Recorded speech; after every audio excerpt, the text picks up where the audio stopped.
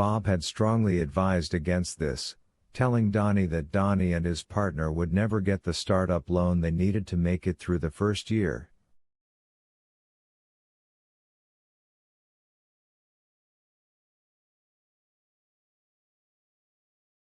"Wake up," he'd said after Darcy turned the phone over to him. In the early spring this had been, with the last bits of snow still lurking beneath the trees and bushes in the backyard.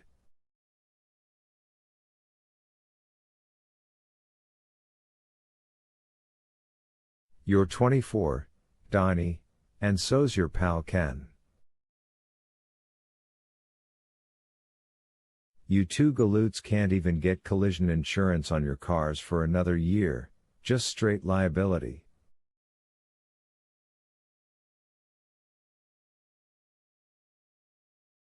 No bank's going to underwrite a $70,000 startup, especially with the economy the way it is."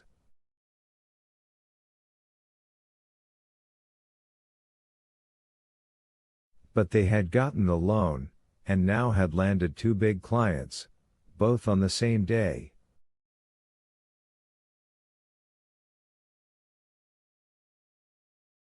One was a car dealership looking for a fresh approach that would attract 30-something buyers.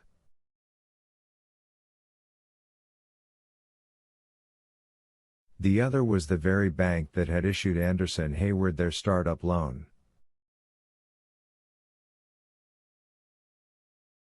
Darcy shouted with delight, and Donnie yelled right back. They talked for 20 minutes or so.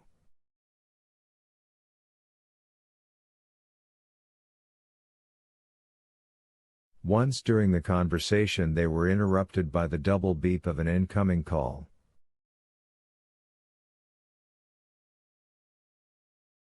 "Do you want to get that?"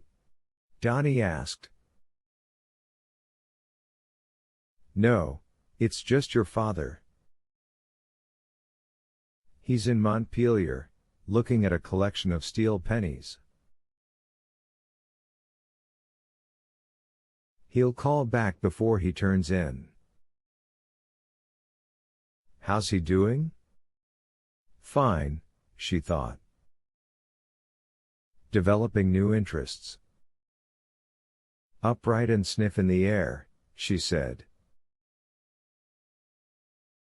It was one of Bob's favorites, and it made Donnie laugh. She loved to hear him laugh. "And pets? Call her yourself and see, Donald." I will. I always get around to it.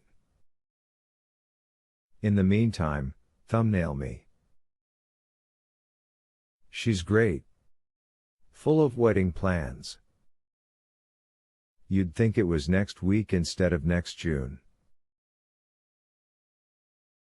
"Donnie, if you don't make an effort to understand women, you'll never get married yourself."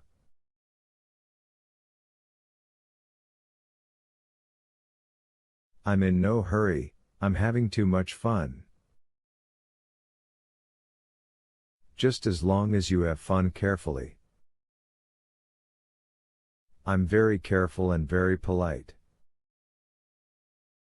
"I've got to run, Ma.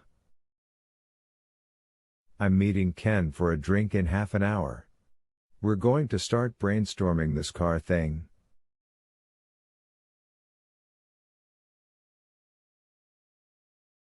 She almost told him not to drink too much, then restrained herself. He might still look like a high school junior, and in her clearest memory of him he was a 5-year-old in a red corduroy jumper, tirelessly pushing his scooter up and down the concrete paths of Joshua Chamberlain Park in Pownell, but he was neither of those boys anymore.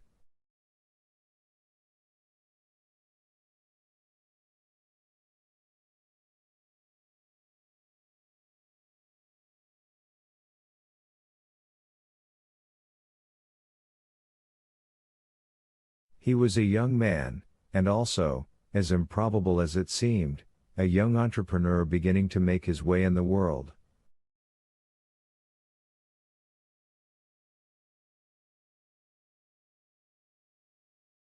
"Okay," she said. "Thanks for calling, Donnie. It was a treat." "Same here. Say hello to the old feller when he calls back, and give him my love."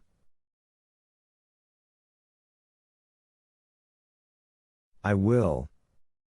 "Upright and sniff in the air," Donnie said, and snickered. "How many Cub Scout packs has he taught that one to?" "All of them." Darcy opened the refrigerator to see if there was perchance a Butterfinger in there, chilling and awaiting her amorous intentions.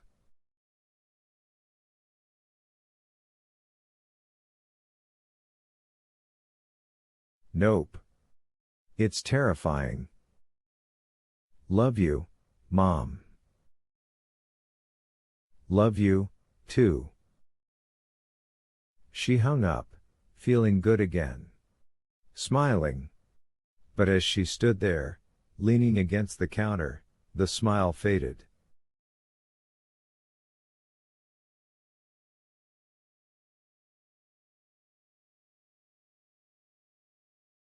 A clunk. There had been a clunk when she pushed the box of catalogs back under the workbench. Not a clatter, as if the box had struck a dropped tool, but a clunk.